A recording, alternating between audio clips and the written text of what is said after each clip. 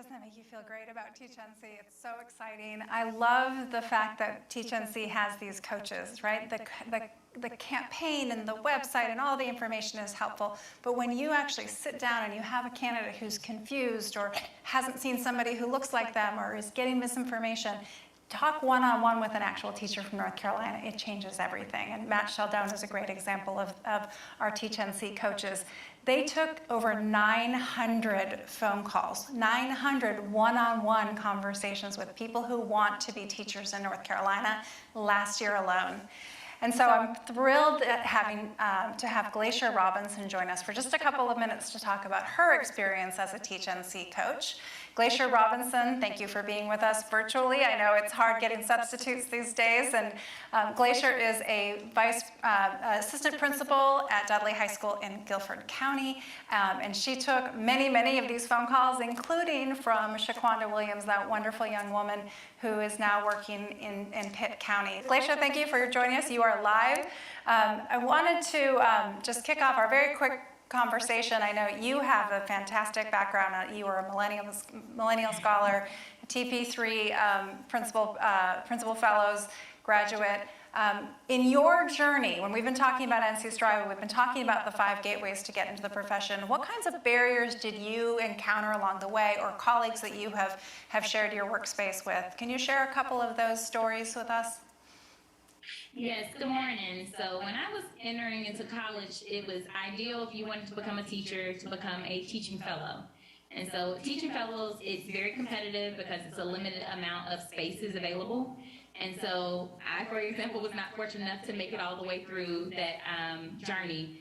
And so I remember getting a prestigious campus teaching scholarship for a particular university.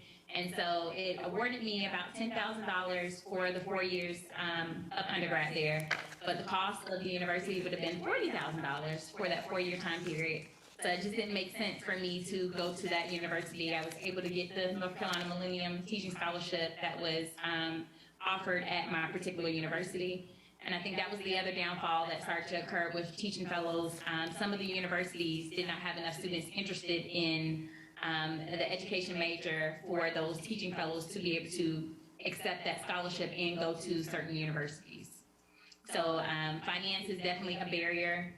And then just limited access to educator prep programs. That could be distance of where you work or where you live to that particular university. There have definitely been some additional options available now with online versus face-to-face. But everyone is not the best fit for face-to-face or for online platform. The length of classes or time it may take you to get your certification, even what type of certification particular programs offer. So, for example, if I wanted to be a middle school social studies teacher, but the particular program I'm looking at certifies for math and science or something. Many candidates also, they have the content knowledge, but they want to go in with that understanding of pedagogy and how to best teach their students. And so now, if you don't have student teaching, you really don't get that opportunity. So as a residency individual, you come in and your first group of students, those are your student teaching students all in one. And so everybody's not comfortable doing that. Well, you helped Shaquanda through that. She had that same question, right? She didn't want to go straight into residency and be the teacher of record. What did you suggest to her? And so I always tell individuals, I think when you get into a building as a whole, sometimes even if it's not in the teaching capacity, you get a good feel for what is it like to work with children as a whole. So it may be like in Shaquanda's case, she was a residency assistant, which was through opportunity culture. It's very similar to a teacher assistant role. And so you get into the classroom with the shortage of subs. She also got some opportunities to sub as well and be that teacher for the day in the classroom. But it also gives you opportunity, and I discussed with her, is this the level that you want to actually work with? So she was at the middle school level. I believe she's still working at middle school, but it may be that you come in and you're like, no, middle school is not for me, or I don't want to do elementary. And so it gives you those opportunities with maybe not having as big of a risk to get in. And so it was very interesting during the pandemic time period. We had a lot of calls come in from out-of-state individuals who were interested in relocating to North Carolina and just kind of navigating what does that look like, because the process in North Carolina is different versus other areas. That's right. So, and Shaquanda, you're right. She's in her second year of teaching, and she's doing great. And so thank you for helping her navigate that. And you mentioned out-of-state teachers. What other kinds of candidates are you hearing from, and why is TeachNC helping them find their path? So it's honestly a plethora of all individuals. You have some people who, like Shaquanda, started off as teacher assistants, and they've been doing it for a while, and they're trying to figure out, based on a lot of the duties that we give our teacher assistants, their work is not far off from the teacher work, but they're not getting the teacher pay. So they're trying to figure out how can they get into a teacher role, which many of them are already serving as. You have some individuals who may have been on track before to be an educator, whether that was at the undergrad level or in a different capacity, and just for whatever reason they didn't get to complete the process, so they're trying to figure out how to get back in. Or I remember speaking to some individuals who actually completed the process, but they never taught, they never used their license. So what did they do to get back into the teaching field?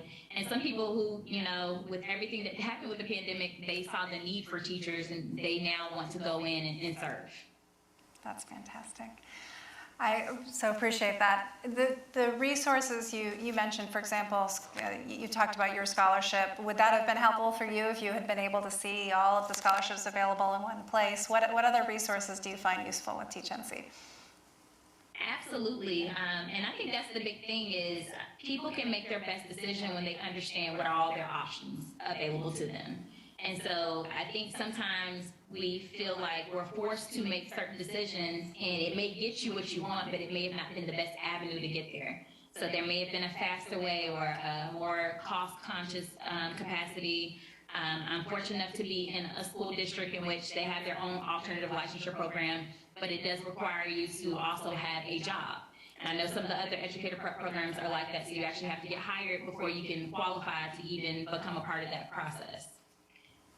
And so with TeachNC, you get to speak to someone who can help you navigate through that whole process. There is a plethora of resources. And so even when we're not sure potentially how to answer someone's question, we're always able to go back and follow up. I remember one kid in particular, I think we probably did about 3 sessions together just because she wanted to be sure of what she was going to do.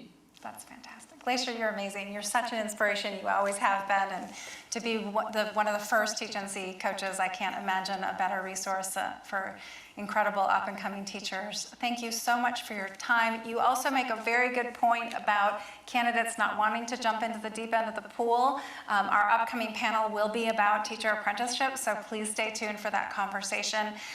School districts, ed prep programs, if you're not really involved in an intimate way with TeachNC and connecting with that work, please reach out. The more that these efforts are interconnected, TeachNC cannot take credit for every single candidate coming through. It's a true partnership, so please engage with TeachNC as it shifts and becomes part of the DPI infrastructure starting this month. So Glasher, again, thank you. You are such an inspiration as always. I appreciate you joining us, and thanks for all you do. Good luck for the rest of your school year. Thanks. Thank you. Y'all have a great day. Thank you. All right, so visit teachnc.org. Join us for the upcoming panel, but for now, please take a break until 10:30, and we will see you back here in a couple of minutes. Thanks. Bye-bye.